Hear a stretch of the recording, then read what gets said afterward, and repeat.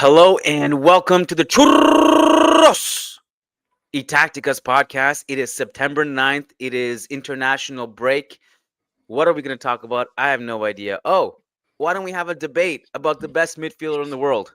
Coming right up. Raw churros.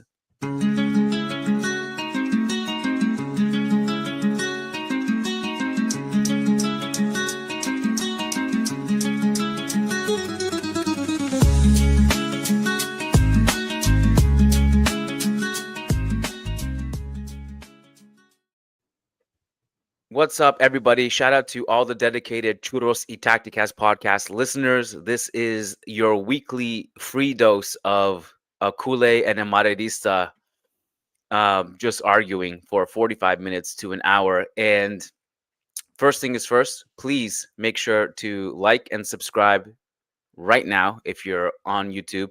You can also see that this is being co-streamed by Diego Lorin, D-Spot. Please go over to D-Spot and also subscribe to Diego's channel. Diego, welcome, man. How you doing? What's going on?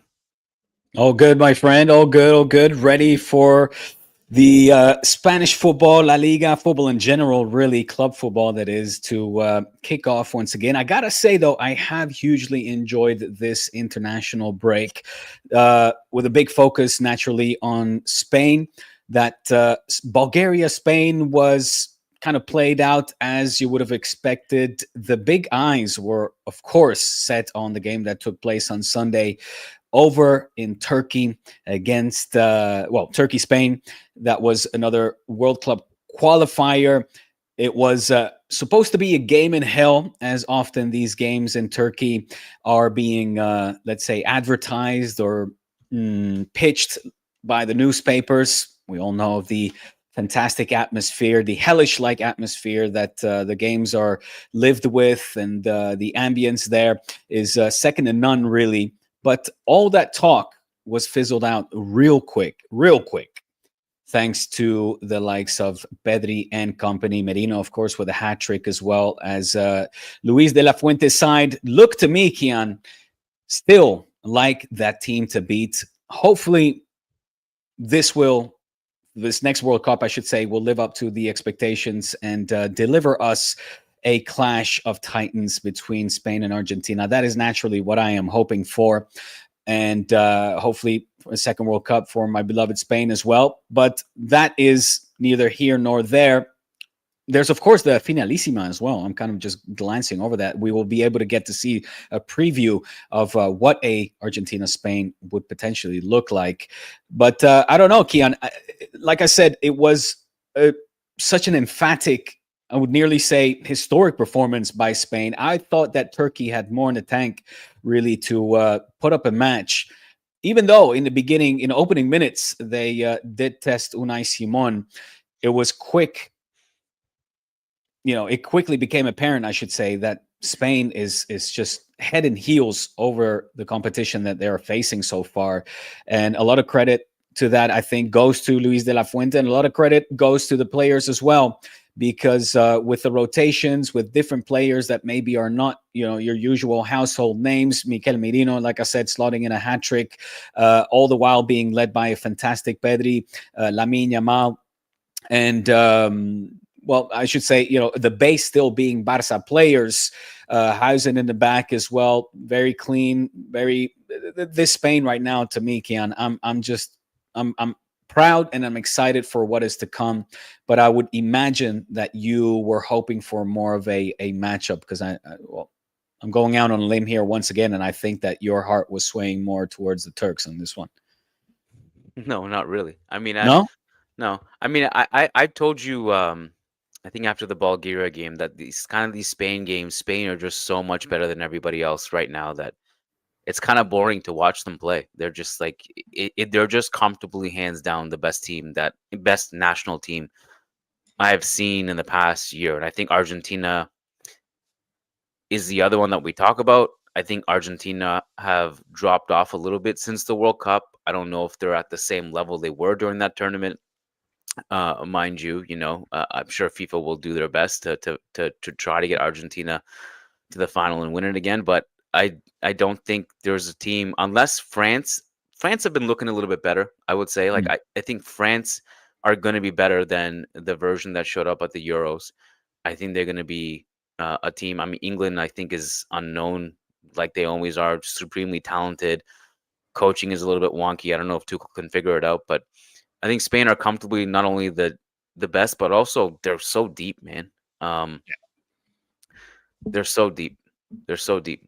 And Um, to think that I would this game, sorry, go on, go on. I was a little bit confused about you said the what did you say? You said The this nucleus being, then who? There's two players, right? well, there's Lamine Yamal and Pedri that are head and heels, of course, the best players of this squad. But I would add to that equation a Ferran Torres that that continues to deliver, and Dani Olmo as well, that doesn't shy away from the occasion when he gets the minutes.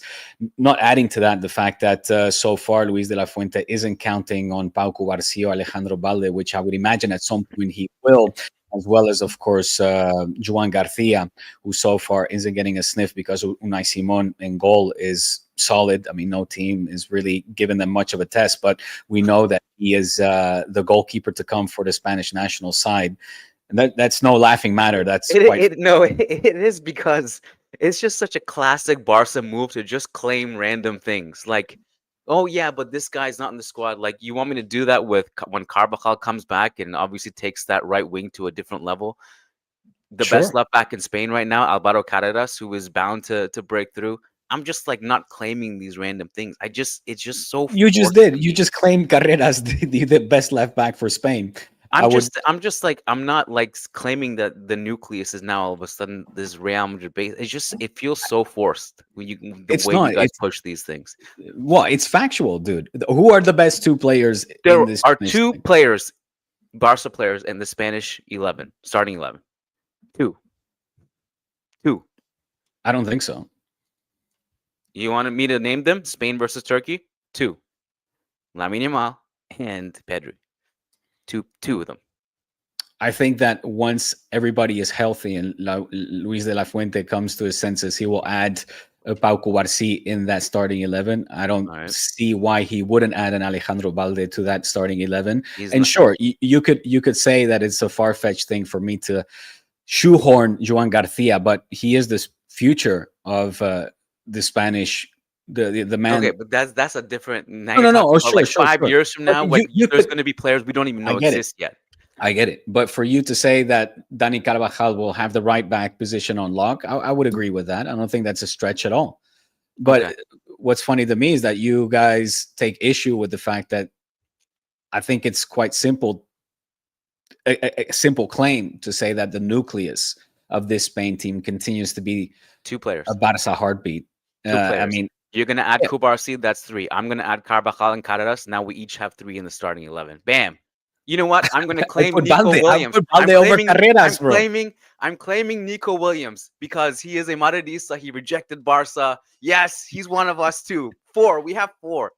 Four. I will let you claim Nico all you want, in all honesty. Nico Williams, by the way, I don't know how long he'll be out for, but having an underwhelming season. I'm hoping that Barca dodged the bullet, as my instinct sort of told me when that decision dropped. Not that I wish the man, any bad luck whatsoever, obviously, but didn't. He had one shot on goal early on as well in the first half that could have led to Spain's opening goal. But other than that, it's been underwhelming for Nico Williams so far.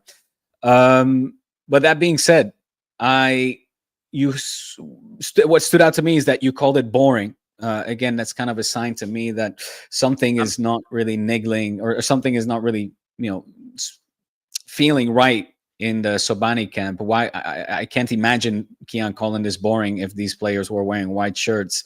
What makes it boring for you, my friend? no, I just boring in the sense that it's just they're just so much better. Like Hmm. um lopsided contests generally from a neutral standpoint are not that exciting to watch. Yeah, I'm but I you much you prefer watching Barca play because those games are fun. Like they're like both teams. There's going to be goals for both teams. I just feel like Spain are just so much better than everybody else right now. That But there was intensity, there were shots on goal, shots on target. Yeah, I actually Um, didn't watch Spain Turkey just for what it's worth. I wasn't even home, so oh, I'm sure it was exciting. I saw the highlights, but okay. I was I'm going to ask referring you to Spain because Bulgaria. I know that you watched Turkey quite a bit, like Yeah, the, from what, and I haven't. So I was going to ask you from based on what you have seen from them, did you expect more of a matchup, especially given that this was on home turf? Turkey are a team that go for things. Their defense is not good. They like to attack. They push. And and the only reason I didn't watch this game is not because I didn't want to, but because I literally couldn't. I had a prior engagement that I had to attend. But um, they're just the reason why I enjoy watching Turkey is because they don't really care about defense and they like to attack Hmm. and they have fun players. And you think back to that, I think it was Georgia. They were up 3-0 and nearly blew it. They got Yeah, a red card, they so conceded 2 goals, and Kavara nearly scored at the end to make it 3-3. So Turkey are what they are. A team I enjoy watching because they go for it and they try to play. Um, and I mean, I think they were pretty impressive in the Euros, in part because I really knew nothing about them at that time. So I think they impressed a lot of people. They put themselves on the map a little bit. But in terms of pure firepower and talent, like they're not gonna be able to go toe to toe with a team that's well drilled as Spain are.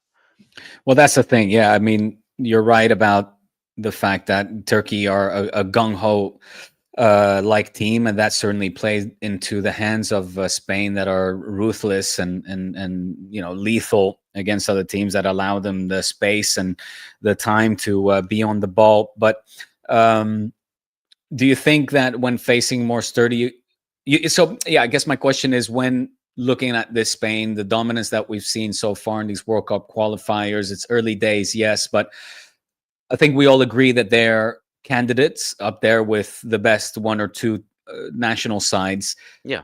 What resistance, like what would be their potential Achilles heel? Is it a team that just simply opts for anti-football, for lack of a better word, closes No. themselves off? No, I mean, What do you I don't think think could so. I stop, I don't think it's the like anti-football teams Morocco? that no, I don't think it's the anti-football teams. I think this was a pure negligence on our part, but we failed to mention Portugal, who um, gave us a great blueprint in that Nations League final. Like, this Right. is not an anti-football team. They had Yes. the Lamine stopper. They had the midfield genius in Vitinha, and they have Mm. the greatest goal scorer the sport has ever seen in Cristiano, even at this age.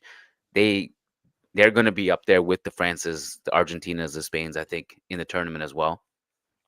Um, but I think Spain's kryptonite will be just teams who are press resistant and have pace in transition on the wings. That's France. That's Portugal. You know, that's Argentina. Tactically well England. drilled teams. England in theory only. I don't know if it's actually in practice. Yeah, So I haven't seen England. You were very I haven't seen them on their Tuchel excited either. about Tuchel taking over. Okay. Yeah, I haven't seen them. I mean, I will only watch England if Jude and Trent are there. But Trent didn't get called up, and Jude is obviously injured, so I didn't bother to watch. Trent didn't get a call up. No, Trent didn't get called up. No, Trent. Um, I forget what the explanation from Tuchel was. Something about trying or experimenting new things. I don't know what he said. Yeah, worked out. We had a lot of people stay back this international break, and it's been great. Like none of the Brazilian players, none of the English players. Is this is Pretty happy this with this.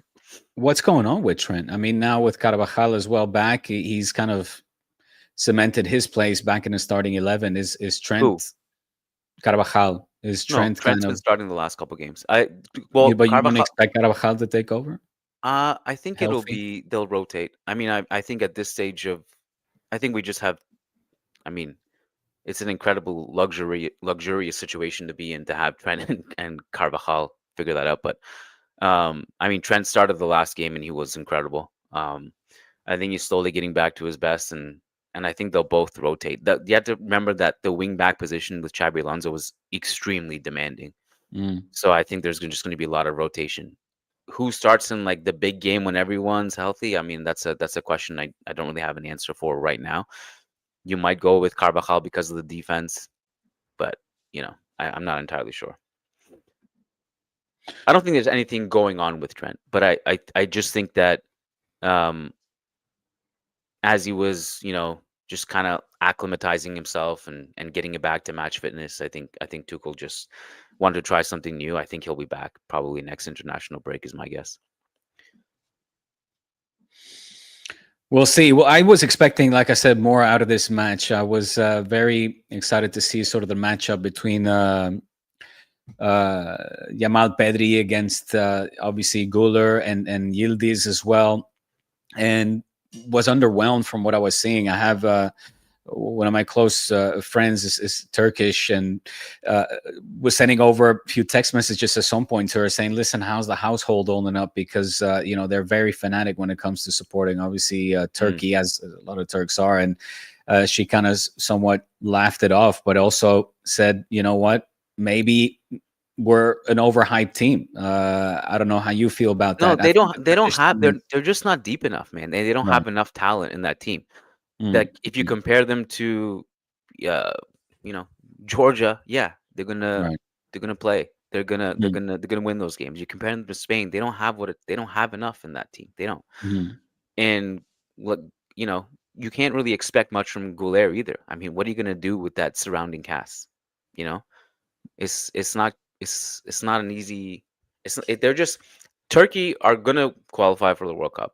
They're gonna come second in this group, which is where they're supposed to rank on paper in this group, and that's the extent of how good they are. Like you just like I don't know. I don't know what that overhyping thing means. I don't know. Maybe Turkish people will overhype it. I don't know. If you anyone with a discerning eye can look at the talent level of that team and just have a very realistic, reasonable take, which is they have some really fun, talented players, but they just do not have enough elite talent to go toe to toe with the big national teams, and they have to be accepting of that reality. mm. I guess overhyped also because there was some trash talking between me and her before the game, and like I mentioned as well, the headlines in the newspapers coming from the players, the local press, they did their part when it comes to kind of instilling some sort of fear Sure. factor, like we always have when when Yeah. when teams come and visit Turkish territory.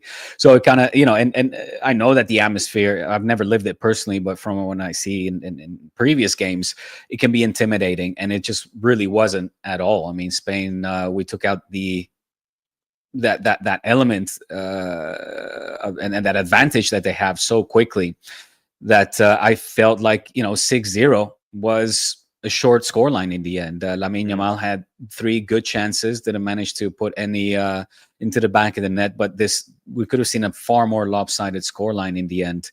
And I mean, I mentioned Guler and Yildiz. Obviously, they're the younger ones, but even a Cholanolu, a far more experienced player, just didn't. Nobody really for me showed up on the evening, and I was quite astonished by that.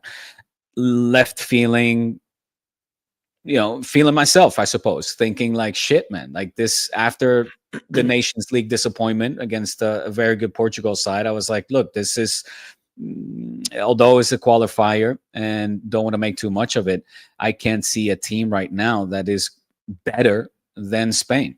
They could be equal, and they could definitely, you mentioned in Portugal, obviously Argentina that we mentioned as well, but I don't see a team that really is better. Certainly not head over heels better than La Roja at the moment. When was the last time Spain played an elite team? Portugal, I guess. Portugal, yeah, yeah, Okay. They yeah, lost that one. Before yeah. that, France in the Nations League semifinal, That they was a won great game. 5-4. I That forgot was a about great that game. crazy game. Yeah, Then they beat the Netherlands on a penalty shootout, right? yeah. In the Nations League quarterfinals. They squeaked by Switzerland 3-2. They squeaked by Denmark 2-1. Um, the test is not is I mean England they squeaked by 2-1. and this is going all the way back to the Euros. Uh, Squeaked by a really really poor version of France. They needed the handball to beat Germany. I'm just saying, like we You're this being very harsh here, but okay. I'm I'm no, letting I these mean, slides. This you week's slides. this is coming from someone who thinks that Spain are probably the best national team in the world right now, but these are not the games that they get measured in. It's not the turkeys. It's these Yeah. it's the bigger elite teams who know what they're doing, like the Hmm. Portugals. That's Hmm. that's the test they have to pass. Mm, mm, mm. For sure, for sure. And again, I think since they're being led by two of the at least three best football players in the world right now, the stage is set for an emphatic World Cup. And on that note, Kian, let's set the spotlight here. Lamine Yamal had a great game, great dribbles, didn't manage to score, but was escandaloso when it came to showing off his talent. However, Pedri with two goals, three key passes, an absolute recital, an emphatic as well performance from him, made him once again the focal point of debates everywhere. And that is what we're going to be discussing in this next segment as well on Churros, namely the fact that he is the best midfielder in the world. He ended up with a rating of 10 out of 10. And like I said, Kian, you said, what should we discuss? And I was like, I think it is about time that once again we revisit this. Perhaps advantageous, perhaps not. But I'm sticking to my guns here and saying that, of course, Pedri has been and continues to be the best midfielder. And I'll go even a step further. I would say one of the best football players in the world at the moment. Okay, so let's dig into it. I think, and as you mentioned, I said, "Hey, Diego, I need to tell my thumbnail guy to make a thumbnail for this." Was yesterday. I said, what do we do? Like, I don't, what are we talking about here?" And you said, "Let's talk about the best midfielder in the world." I was like, "Okay, that's a good one." Certainly enough clickbait in itself in that one line. Who was the best midfielder in the world? Slap a picture of Jude Bellingham. You slap a picture of Pedri, and others who I thought were in the short list, which contains Vitinha, Mm. Chouameni right now, who is playing at an unbelievable level. Fede Valverde, who was always in that discussion. So we slapped 5 players on that thumbnail. I think I was like, great. This is good. Not This not is at all Madrid heavy, of course. well. Who did I exclude? From Barca, Gavi, Frankie de Jong, okay. Rodri. Frankie de Jong, bro. The disrespect. Rodri is The a shout, but disrespect. I mean Rodri, we have to see him come back, like for a longer sample size. If you're not calling Frankie de Jong one of the best, then you're putting Sure, we'll Chouameni. shortlist him. We'll shortlist him. I like Frankie, you know that. Um, and I think we have to come up with some rules of engagement. Okay. Um, what are we discussing? Are we talking about current form? Because if we're doing it based on current form, that's pretty unfair to Jude Bellingham, who is not even playing football right now. So he has no form to begin with. Are we doing it based on the past 2 years, 3 years? Are we doing it based on future projection? Uh, what is the parameter? Like, what are we? So like we can agree. There's probably common ground, I assume, heading into the discussion. We both agree because to me it'll debate, like, for being honest, and I think Vitinha has a shout, by the way. But I think for argument's sake, what people are expecting here is Pedri versus Jude. We both agree that those two are great players, right? Hmm. We both agree. I think the other thing, important thing, is to establish common ground. Is Do we both agree that Jude Bellingham is a midfielder? Because I think we do agree that they're different kinds of players, right? They're not Sure, exactly but like for like players. no, but Um, both midfielders, correct? Yeah. they're both midfielders because I think there is a bit of a misconception that Jude is like an attacking. Well, it's not that he's not an attacking midfielder, but that he is not a midfielder is, like, I think the debate that sometimes people get into, and I think the reason that they fall into that trap is because at the beginning of his first season, when Real just sold Benzema, didn't sign a replacement, Jude Bellingham was played as this kind of pseudo false nine slash attacking midfielder slash like the guy who was also flying back in midfield and putting the team on his back and scoring goal after goal and game winners. And so I think a lot of people start to categorize them like, oh, he's not a midfielder. He's a goal scorer, which Hmm. of course is just something that he can do, but it's not the focal point of his abilities. Because if you watch him at Borussia Dortmund, he was an eight. Sometimes he played in the double pivot. You know, sometimes he played as an eight, and because he can also do that goal scoring shtick, doesn't mean he's not a midfielder anymore. So I think with that, all that being said, I'd like to hear your case as to why Pedri is a better midfielder than Jude Bellingham. So, based on, let's say, the parameters that you just laid out, I guess the focal point for me would be, in particular, last season, the 24-25 season, given that naturally we saw Pedri at his best. He was healthy. He dictated or led Spain, Barca rather, to a very successful season. And when you look at his statistics only, so you look at the 24-25 season, Liga, Champions League, and internationals as well, where Pedri boasts 59 appearances. He scored goals, he had assists, 6 and 8, but it really comes down to all of the other statistics, still tangible. And I'm talking like pass accuracy, I'm talking key passes per game.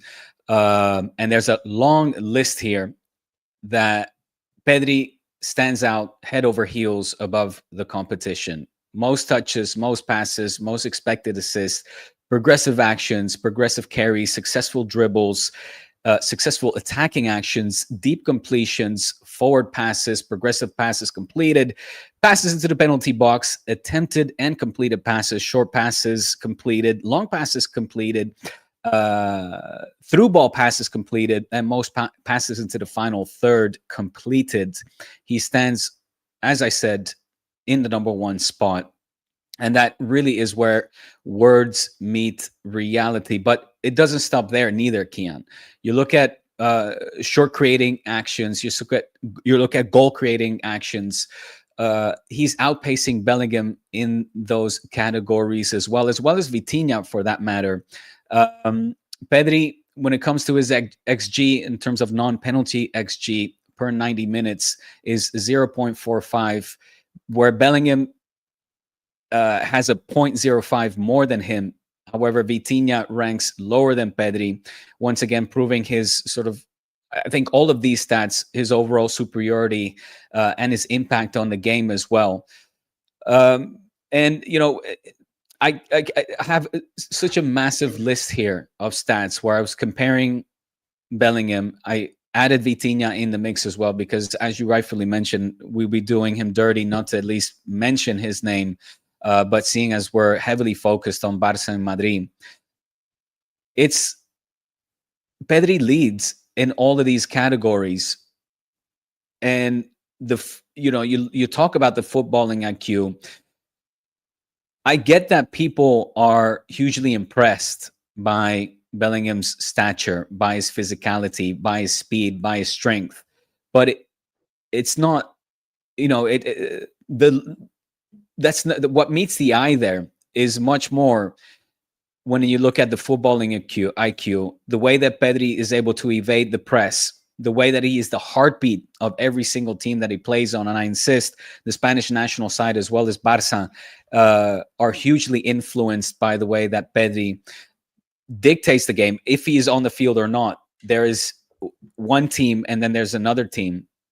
And it's true that, of course, the physicality is not there when comparing it to a Bellingham. However, it's almost like, and we've seen this before. You look at a Xavi, you look at an Iniesta. Pedri almost combines the best of those two worlds. Meaning, yes, he doesn't have that physical presence, but he is able to maneuver in such tight spaces while regaining control of the ball in moments where even in transition he doesn't lose it. He'll pass off the ball, move forward, progress with the rest of the team, receive the ball back, either have a shot on goal himself or unselfishly set up a teammate for a shot on goal. And finally, and like I said, I don't want to go. I could go on an entire monologue and a rant here.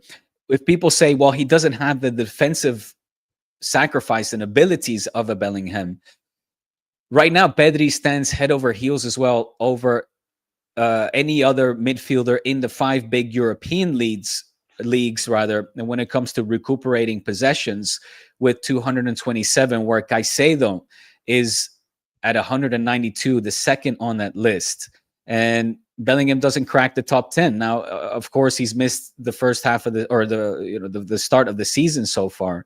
I mean, But Bellingham this is not playing. Yeah, exactly. Yeah. But this notion, the notion that Pedri is not a defensive player, that he doesn't have any defensive presence, the stats again beg to differ. Um, he ranks number one in so many categories that I feel like he's being grossly overlooked by a vast majority of people that again put Bellingham ahead of him because they are swooned by the physicality, the speed, the strength. I will give it that he is bigger, faster, stronger, but that doesn't make him a better player or a better midfielder in this case. Okay. Jude can do every single one of those things that you mentioned Pedri can do. Plus, he's a better goal scorer. Plus, he's better defensively. But he's And not that's it. better in statistically, my friend. What stats do you want to go to? Goals, assists. Bellingham ranks higher All, in both all, of those. all the stats that I just mentioned. You mentioned things like successful take-ons. Bellingham is 1.68 per 90 successful take-ons. Pedri 1.22. Assists per 90. Pedri 0.16. Bellingham 0.28. Um, obviously the goals. We're not even going to get into that. You're talking about press evasion. That's literally Jude Bellingham's bread and butter. Yeah, he is faster, stronger, all that stuff. But he also gets punished because he's physically strong and he's a great goal scorer, and people can't realize that also he controls games. And I'm sorry to say it, but if he was short, white, and unathletic, we'd call him a controller. The guy is the closest thing we've seen to Zinedine Zidane stylistically since the man himself. So I'm just, again, super excited for Jude to come back from his shoulder surgery, just to, not you specifically, but just to shut a lot of people up and just remind people who the fuck he is. I think what happened last season is that Pedri was, I mean, you're talking about Barca Real Madrid games where Barcelona dominated those games, right? And Pedri obviously was a huge part of it. And a lot of that, I think, came down to the tactical setup of both teams. Obviously, if you rewind 2 years ago, Bellingham was the guy who was dominating Barca in his first season. Last season, due to many factors, uh, mostly tactics, mostly the positioning of both teams. And now I think you're coming back to the situation where he's coming back from a shoulder surgery where the shoulder strap severely affected his mobility. Players were tugging on it. He's going to come back with a fixed shoulder, with a clearly defined role where he doesn't have to do everything because Xabi Alonso has a different role for him in midfield. And I think he's going to remind people real quick. But in terms of scoring, in terms of assisting, his defensive work rate, you're talking about press evasion and dribbling. I mean, he's been top of the big five leagues pretty much in all those categories since he was with Dortmund, and even now he's in the 98th percentile of successful take-ons. Fine, Touches, but like I give you, Pedri, I give you the touches. Pedri has a lot of touches. Jude is Pedri not. leads. We're talking about who's better. Pedri leads successful take-ons under pressure in La Liga. He's showing that he's press resistant in his dribbles with Again, 56. Jude is not playing right now. Like you can't. That's why I'm looking at per 90 in the past year. We have to look at a sample size of an entire year. Jude Hmm. is higher in Pedri when it comes to successful take-ons. I gave you the number. Pedri 1.22 per 90. Jude Bellingham 1.68 per 90. Even touches. Pedri, like I'm not gonna. This is the problem with stats. Pedri right now has the most touches in La Liga. Dean Howson is the guy who is right behind him. These two are right now the focal points of possession. But that's also because Jude is not playing. If you go back to the past year, touches per 90, Pedri 1.35, Jude 3.64.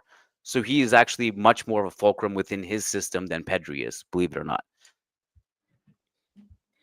I think our stats are clashing I here, was Mike. not worried about this debate at all, and there was a reason for it. And I Mm. cannot wait for Jude Bellingham to come back. Cannot wait. Well, I appreciate you not being worried. You have trust in your player as much as I wasn't worried, because I've not only trusted my player, but my stats here are backing up the argument that Pedri's leading all of the categories that I was just mentioning. So I think our stats are clashing here. Yes, but again, you're looking at the stats right Not now. just from this season. I'm talking last season as I well. know That's how I I'm whole looking at started this. I'm just to be clear, just to be transparent. I can put them in the chat. I'm looking at uh Football Reference. They do the past 365 days and they sort it per 90, and you can look at it. I also think it's also important to point out um, that Pedri, and this is not his fault, and this is not a it's not a knock on Pedri, because again, just to go back what I said at the beginning of the podcast, I think Pedri is a great player. There's no denying that. Eye test stats, it backs it up. He's great. Um, you're looking at a system that really, really complemented him last year with Flick, and a system under Ancelotti where it was just chaos and he had to do everything by himself, basically in midfield. And it's just not like that anymore. So Mm, I think part of the trouble with having this um discussion now is that, like, there's going to be recency bias involved over sure, the as past always. because Yeah. of what happened the last few months. Mm. But I do remember at the beginning of the 2023-2024 season, after like a month in, you Where came. Bellingham had a ridiculous goal scoring season that was, I Yeah, mean, kind of like uncharacteristically good. Even, I you mean, nobody expected him to be such a force, and you came to me. You came to this podcast. It's mm, on record, and you said, "I think he's the best player in the world right now." mm, mm, So it's just really hard to, you know, because depending on when we have this conversation in the football timeline, yeah. there are just going to be different factors, and that's why it's hard to have this conversation based on like current form. Um, I think this conversation and debate would be much more suited like at the end of the season, maybe even at the end of the World Cup. We see Jude Bellingham back in action post surgery. We see how Real Madrid does by the end of the year. We see how Barca does. And I think sometimes, like I know my conscience is clear who I would take between the two. It's obviously Bellingham. But I do think we can also respect all these guys and put them at a table together, Hmm. Hmm. Bellingham, Vitinha, Pedri, For um, sure, for sure. Rodri, And if you're factoring in the past 3-4 years or whatever. there was a time, I don't remember actually stating that, but I have no problem in revisiting that, and doubling down on the fact that Bellingham was at that point in time the best football player in the world, because similar to the way that, for example, Barca as a whole, or let's say the explosion of a Lamine Yamal has taken the footballing world by storm, Bellingham did exactly that when he first started for Real Madrid.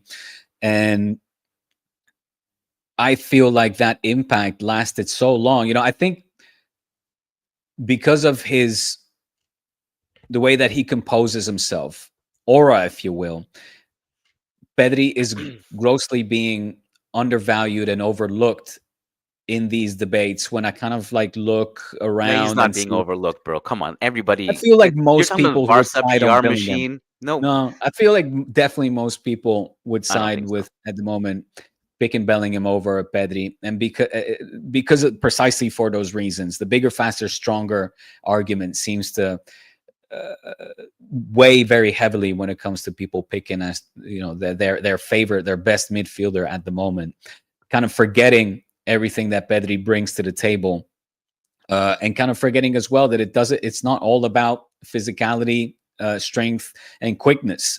Those are certainly important, but when you compare the head to head and stat to stat, that's where the end result doesn't, at least in the stats that I've been finding, Kiyan, Pedri comes out on top. And, you can call them false or not, but, these are from data MB,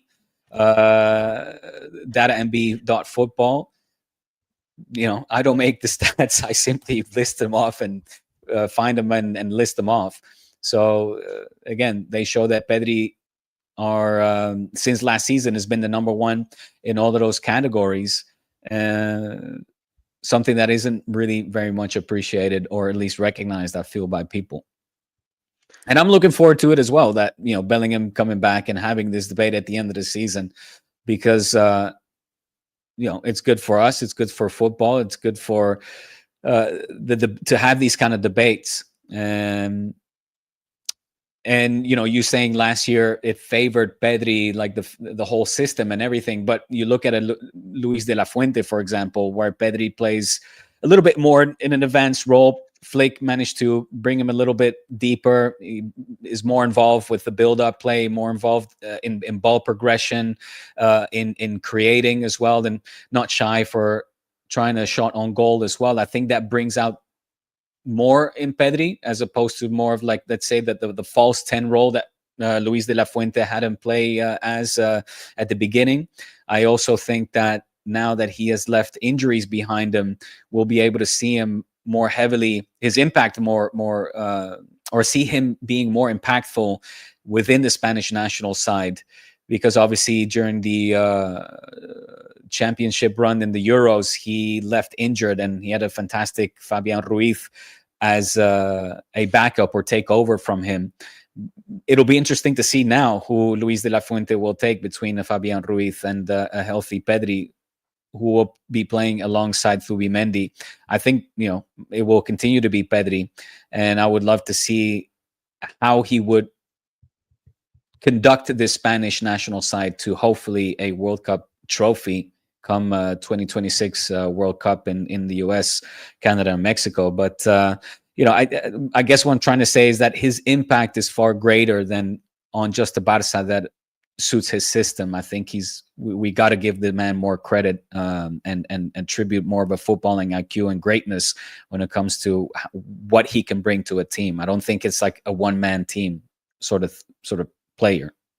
I mean, I'm shocked that you think people aren't giving him the credit. I mean, I see a ton of credit given to Pedri everywhere that I look, but credit, yeah. But I feel like, sort of, in lead up to this debate, I was going over some of the other forums, more Anglo-Saxon, if you will, like American English forums and debate shows and whatnot, and they were almost all putting Bellingham rather ahead of Pedri. well, that's for good reason. But I don't think I don't think it's an insult to Pedri. So when you mentioned the bigger, faster, stronger thing, and how Pedri, football is not all about that. I think, funny enough, I think that actually works against Jude, because I think the problem with Jude and people's perception of him is that he's so good at everything that they don't really understand how to categorize him. Like, okay, he can score, that means he's not a midfielder. Okay, he's tall and he's athletic. Okay, that means he's not graceful and elegant. I think people just start to perceive him differently. The reality is he's just great at everything. I just wanted to be clear, just so for transparency's sake, people don't think I'm making up my numbers. I'm going to put them on the screen. Oh, this is a formatting nightmare. Hold on, let me fix this. Uh, okay, hold on. I got to fix the format really quickly. This is, why does it do it this way? Okay, I'm going to share my screen instead, actually. That would be way better. Hold on. This is getting cut off. Okay, this is Pedri. Last 365 days. Per 90. Assists per 90, 0.16. The goals, I mean, we already know he's not a great goal scorer, but he's a good enough goal scorer. Then you see his successful take-ons, 1.22. And what was the other one we were looking at? I think those were the main ones, right? As you can see, like, this is a great player. Like, there's no debating it. There's no sane person would argue against the fact that he's a great player. He's a great player. We already know that. So take note of these. 1.16 assists per 90. Mhm. 1.22. Successful take-ons. Oh, the touches, 1.359, which actually puts him at the 59th percentile among midfielders, which actually is a bit of a surprising stat. This is Jude Bellingham, a green machine. Um, Assists, 0.28 per 90. Successful take-ons, 1.68. Touches, 3.64. Mm. Um, those are the numbers that we're looking at. And I think, and this is comparing him to midfielders, by the way, obviously not versus attacking midfielders, which is a way you can categorize him. So those were the numbers I was looking at. And uh, my conclusion to this is, and you can agree or disagree, my conclusion is that I think these are all great players. If I had to take one, I'm taking Bellingham. I wouldn't think twice about it. And it's because he can do everything at an elite level. And people don't really realize it because they see him score, they categorize him as a scorer, they see him as an athletic freak, they don't classify him as a controller. Um, the reality is he can do everything, and I can't wait for him to come back. Well, let's see. Let's see, my friend. I would love to know from all of those watching in the comments section, who would you guys take? A Yeah. Jude Bellingham If or you're a a Barca fan, drop Pedri in the chat. If you're a Real Madrid fan, drop Bellingham in the is chat. that Where's the Inter Milan guy? He can settle this. The Inter Milan fan, who was, by the way, real. He wasn't making it up. He tweeted us on Churros too. Oh yeah. Yeah. Okay. Did he or did he? I mean, what I wanted to say was, did anybody, I don't know, like bring up or any conclusive stats that maybe would have swayed you? Like, what if I would have compared? Now, I know that obviously both of us are very heavily biased. If we would talk past midfielding greats, Kroos, Modric, Xavi, Iniesta, you're going to take your boys, I'm going to take mine. What would sway besides the stats that I read out from the good folks of Data MB Football? What would sway your opinion, I suppose?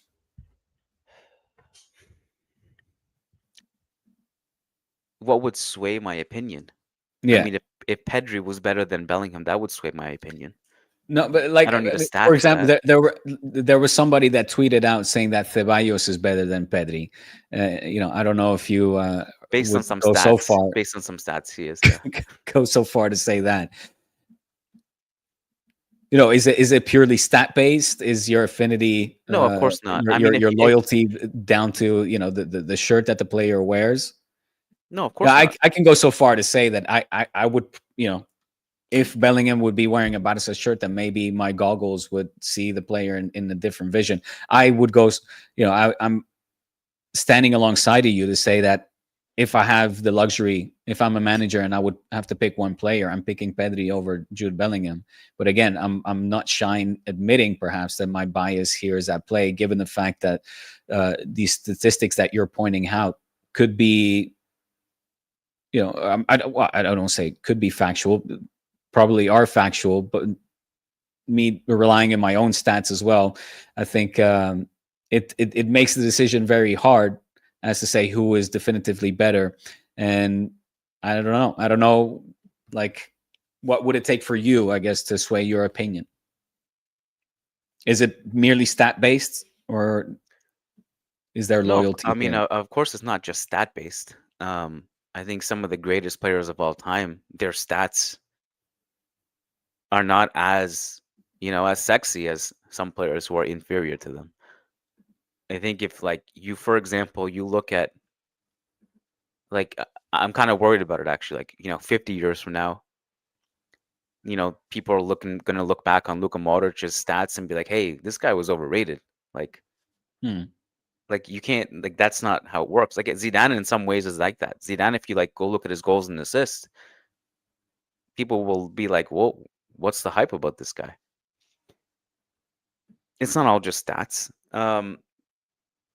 A lot of this is eye test. A lot of this is how their ability to handle pressure in big moments. A lot of this is what they've achieved in big moments, like finals, like knockout games, in big games. Which Bellingham, even though he's, you know, young as hell, he's already achieved so much in those situations.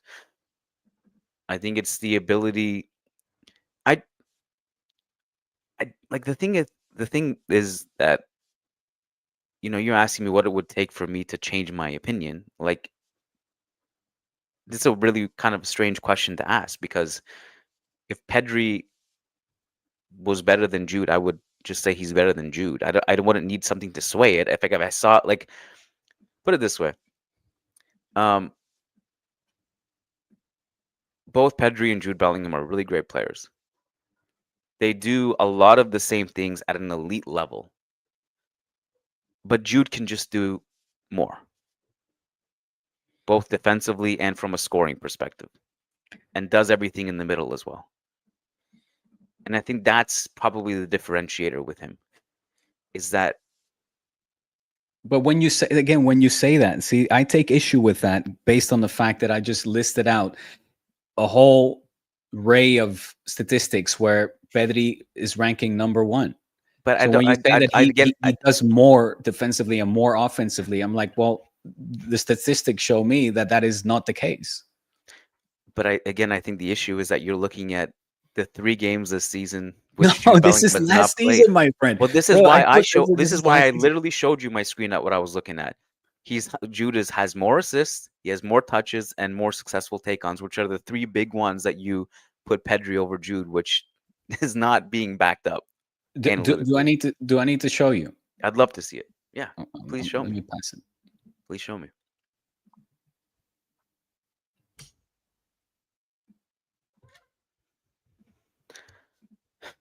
Okay. Uh, okay, hold on. I'm gonna share my screen. Diego sent it to me through DM. All right. So hold on. There's an added tweet that should be so that those stats broken down Mm-hmm. shows that Pedri ranks number one in most touches, key passes, expected assists, progressive actions, progressive carries, successful dribbles, successful attacking actions, deep completions, forward passes, progressive passes completed, passes into the penalty box, attempted and completed passes, short passes, long passes attempted and completed, through balls attempted and completed, and most passes into the final third attempted and completed. Are we looking at the same thing?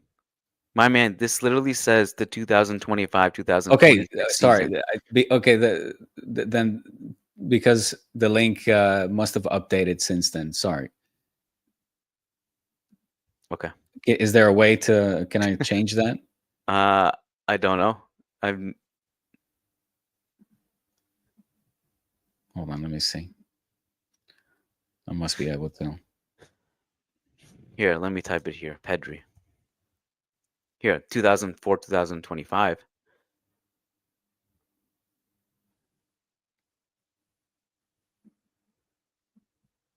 A ver. Yeah, I don't know. It's a little bit clumsy to do it right now live because I'm not entirely sure what you want me to do here with this. I'm Well, I trying brought up, I brought up basically the tweet that was one of my more successful tweets. I got a grand total of 60 likes last season, where Wow. incredible, This is viral. and yeah, it went viral big time. Where I managed to, it was in response to your claim on February the 16th, saying that Jude Bellingham is your favorite midfielder at everything because he does everything that any midfielder does, but more. Yeah. Basically, what you're saying now. So Yeah. then I retweeted that. It was late April when I said, well, according to these stats here from the good folks of Data MB, it shows that Pedri is the ranks number one in all those stats that I just listed off. So we're talking like late, deep last season. I didn't know that the link would automatically update that I will send it to you. But, again, I don't think that they are a Twitter account with, over 100,000 followers would just make up stats here. And I think that it just gives you a run for your money when you say bold claims like that, kind of Is it really a totalitarian. bold claim, Diego? Is it really a bold claim? Yeah, I think so, because I don't think that Jude Bellingham does everything and more and better than Pedri. I genuinely don't. Okay. I feel like at this point I'll just be repeating myself 55 minutes in to Mm, answer that. But we can revisit this. I'm happy to have this conversation again at the end of the year. of course, we will. We Again, will. I mean, this is obviously as you put it, an advantageous time for Pedri with regards to this current debate, given that Jude Bellingham is, not playing football right now. We do have a few super chats. Mm, Uh, Pranav Jadhav says, when is Gavi heading to Getafe? Is that happening? mm. Is it a No, I joke? think our dear friend Pranav is What's having going on with his health? not entirely sure at the moment. He's kind of he will not undergo surgery, so I don't know if that is good or not. But he's with the famous molestias, so I don't think, for the moment at least, that Flick will be able to use a fully healthy Gavi. And Frankie de Jong, for that matter, he has also had to leave the Dutch national side. They decided against the surgery, right? That's what I had read about Gavi. Exactly, that's what I Yeah, said. Yeah, yeah. yeah. Yeshai Thaya says, "Did you see the push? Do you think this Classico will be more spicy?" Is this Mm, reference to the Lamine Yamal Goulair push? well, it was the Guller pushing Lamine Yamal. I love how the press here said, "Oh, pushes between Gavi or Lamine Yamal and Guller." It was Guller pushing Lamine Yamal, and whether it will spicy up the Clásico. By the way, there was more footage of Guller trying to smack, literally trying to punch Lamine Yamal as he whizzed by him and dribbled the ball past him. I don't know. I guess Guller's having some frustrating times at the moment. Whether he will release those during the Clásico remains to be seen. I think it will be a spicy one. I do actually think so. Yeah, I think it's a new season, and Madrid that has got a point to prove, as well as Barça, of course, as this season has gotten off to a slow start for the Catalans and underwhelming. So yeah, I can't wait for it, man. We're September. October is just around the corner. Seemed like a pretty standard situation in football for me. I Yeah, don't know if no, it's but gonna make the Classico any more or less spicy. yeah, yeah, yeah, yeah. But you know how Mr. Sushi 22 says, Diego, you're doing tricks on it. Ceballos is better. forget about it. Sush. Mr. Sushi also says, legit, what does Gavi do? All I see are fouls. Well, take off your Madrid goggles, my friend. Mr. Sushi is an Inter Milan fan, I think. I don't think so. Neutral. Pretty sure he's. Nishlesh Patel says, why wasn't Diego's link looked into more for the 2024-2025 season and just closed away? You were about to show a I will try fair to pull it up. Okay, I mean, I need to go yeah. through the entire feed of Send me the that why don't MB. you send the tweet also of the Barca That's fanatic what I'm who doing made now. up the stats? I will do that now. Okay. Well, I'm kind of I love these debates personally. I enjoy doing them. I could do this any day. This actually, like, debates like this and even historical debates Oh, check. Oh, are far shit. more interesting to me than even like just analyzing some of these games. Here we go. I got an even better one for that ass. All right. Keep that one. Jude Bellingham, Real Madrid, Pedri, Barça. Comparing the players.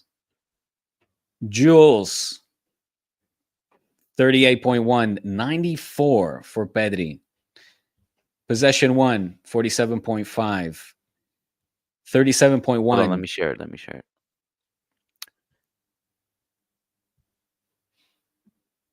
Bing bang boom.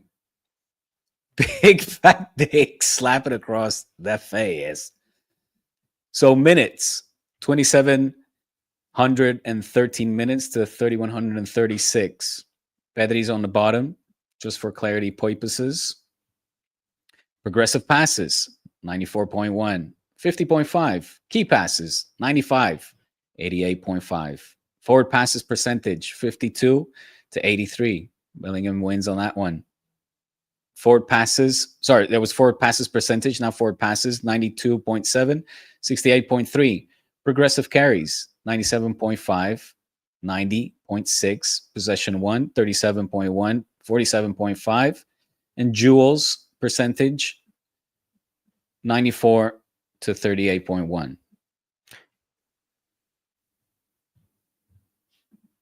Okay. How much of this do you think is explained by the systems of the respective teams last season? I mean, I don't know if this is only club football. I would imagine so, right? I mean, they do specify here Madrid and Barça behind the players' names. I don't know if it accounts for international games as well. I would have to assume it's just down to league football, club football, I should say.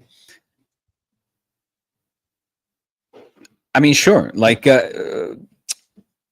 but imagine. I mean, isn't that a bit advantageous as well? Like if our sample would have been the prior season, so not last season, the season before that, where clearly Madrid had a better season than Barca, and it was Xavi's last season, and I would have said, well, Xavi's system didn't fit Pedri. Right. I was actually curious because I went and I checked to see if this site Data MB has anything for the season prior, and they don't. Their database literally starts 2024, so they don't go. What I did think was interesting because I was just kind of playing around Hmm. because you brushed off the idea that Fede Valverde would even be in this conversation. Um, and if you look at Fede Valverde, he's pretty much matching the output of Pedri in those situations too. Hmm. And again, I think a lot of this last season was to me like Pedri clearly won that, what do you want to call it, debate or discussion, in part Hmm. because like Barca were just functioning way better than Real Madrid, and Bellingham was playing through pain for the entire season. He was playing through tactical chaos. There was a lot of demands on him. The attack wasn't functioning, the defense wasn't functioning, and I think it's just going to be a different situation this season, and I'm pretty confident about that. Sorry, I'm still scrolling to see if I could find that tweet. I mean, still in August. Look, For you're gonna for have to take my arguments for word for it. arguments sake, do you want to throw the Dani Ceballos in here? Go on. Let me just clean this up. Dani Ceballos versus Pedri, pretty much neck and neck, and apart from key passes last season. And minutes, so the sample size I think matters as well. Well, I mean, if you're going based on minutes, Bellingham played No, way I'm less than saying like Pedri. Ceballos could play like 3 games and have decent stats. You compare that to somebody that is literally playing all the minutes all the time. Like that is more an accurate comparison. I mean, Bellingham played 400 less minutes than Pedri last season as well. Right. But yeah. All right, man. Mind you, by the way, as you say that, I just came across Fede Valverde Pedri comparison here. Fede Valverde, 214 games for Real Madrid, 20 goals. Barça, Pedri for Barça, 141 games, 21 goals. Those kinds of tweets and stats. But listen, I think we can all agree these are great midfielders. It'd be interesting to see Frenkie de Jong in the mix as well. And may the best midfielder win, my friend. I'm excited for this season. Excited for Jude to come back as well to see if this debate will still hold true come end of the season, or there'll be one standout, clear, better player. We shall see. Do you think, my final question, either of these players will ever win the Balón de Oro?